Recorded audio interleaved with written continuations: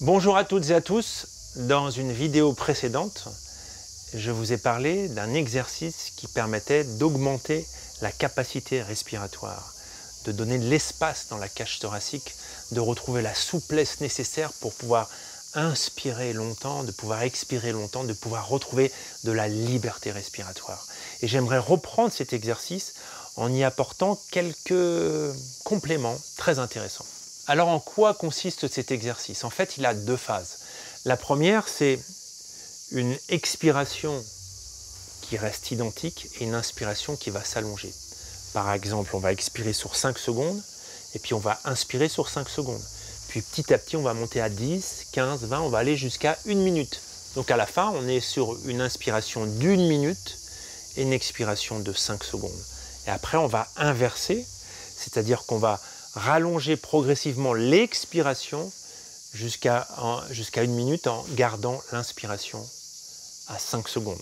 C'est vraiment très intéressant parce que on apprend à maîtriser le souffle et à inspirer et expirer dans la détente et non pas en forçant. On ne peut pas inspirer sur 1 minute en forçant parce que quand j'inspire en forçant, ça y est, je suis bloqué.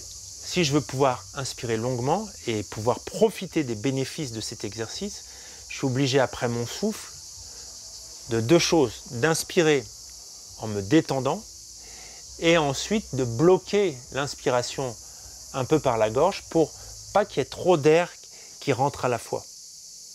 Ça donne ceci, donc je souffle et lorsque j'inspire, je laisse rentrer l'air.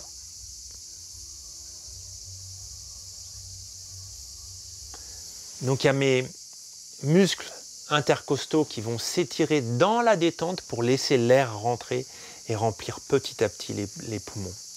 Pareil dans l'expire, si j'expire trop d'un coup, lorsque j'ai une expiration longue, je suis à bout de souffle.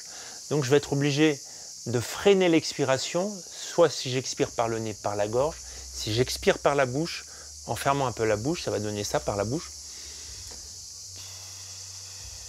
Un tout petit filet d'air régulier avec un débit constant. Si on pratique cet exercice de façon quotidienne, eh bien on va développer une maîtrise de la respiration, une capacité à se détendre dans la respiration, dans des positions peut-être d'étirement.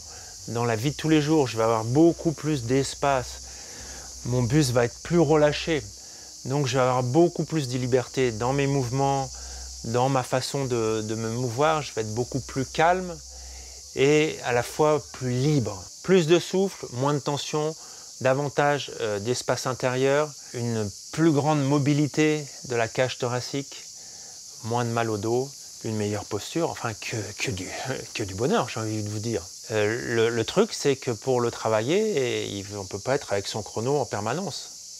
Et c'est pour cette raison qu'avec Fred Tillon, nous vous avons préparé un guide respiratoire musical qui vous permet d'explorer les deux phases, la phase où on augmente l'inspiration et la phase où on augmente l'expiration. Ça vous permet d'être tranquille, confortablement installé, soit couché, soit assis dans un endroit où vous êtes bien. Inspire nez, expire bouche ou nez. Ce module s'appelle la capacité respiratoire et fait partie d'un concept que nous avons créé, Fred et moi, qui s'appelle Anima Concept. C'est un nouveau concept unique qui regroupe le principe de la respiration, du mouvement et de la musique pour que tout combiné, cela vous permette d'explorer des voyages de respiration et de conscience absolument uniques, exceptionnels. Je vous laisse avec le lien en dessous. Pour ma part, je continue dans mon exploration respiratoire. Inspire. Expire.